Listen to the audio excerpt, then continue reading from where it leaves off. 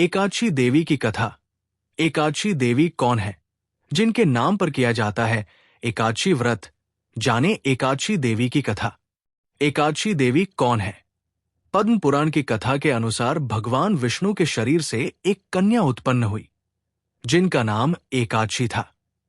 विष्णु जी के अंश से उत्पन्न होने के कारण एकादशी नामक देवी का नाम उत्पन्न एकादशी रखा गया। एकादशी का व्रत भी इसी देवी के नाम पर ही रखा जाता है। आइए विस्तार से जानते हैं पद्म पुराण में लिखी एकादशी देवी की कथा। आज 11 दिसंबर को उत्पन्ना एकादशी का व्रत है।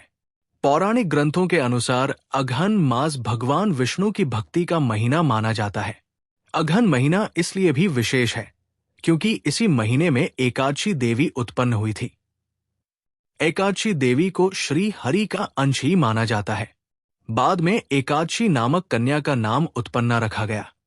आइए विस्तार से जानते हैं पद्म पुराण में लिखी हुई एकादशी देवी की कथा।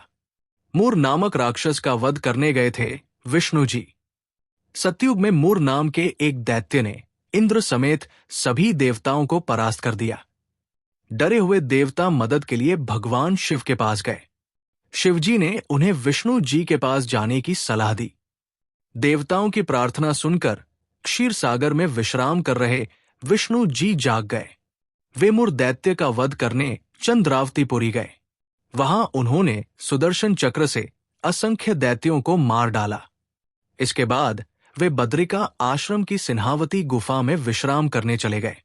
ये गुफा 12 योजन लंबी थी। मूर का वध करने के लिए विष्णु जी के अंश से उत्पन्न हुई एक कन्या। मूर को जब पता चला कि उसे मारने के लिए श्री हरि उसके पास आने वाले हैं, तो उसने निद्रा में ही श्री हरि को मारने का प्रयास किया। गहरी निद्रा में सो चुके विष्णु को पता ही नहीं चला कि उन्हें जैसे ही मारने का विचार किया, वैसे ही श्रीहरि विष्णु के शरीर से एक कन्या निकली और उसने मूर दैत्य का वध कर दिया। मूर राक्षस की आवाज सुनकर जब विष्णु जी नींद से जागे तो उनके सामने एक कन्या खड़ी थी। उत्पन्ना एकादशी से हुई एकादशी व्रत की शुरुआत। भगवान विष्णु ने एक कन्या से उसका परिचय पूछा।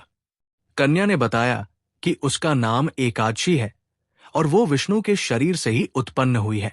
उसने ये भी बताया कि उसने मूर नामक राक्षस को विष्णु के आशीर्वाद से मारा है। प्रसन्न होकर विष्णु ने एकादशी को सभी तीर्थों में श्रेष्ठ होने का वरदान दिया। वो एकादशी का व्रत रखने और भगवान विष्णु की पूजा करने से आज के दिन पूजा से मोक्ष और पापों से मुक्ति मिलती है। साथ ही विष्णु जी की पूजा करने से जीवन मरण के चक्र से छुटकारा मिलता है। अनजाने में किए गए पाप भी नष्ट होते हैं।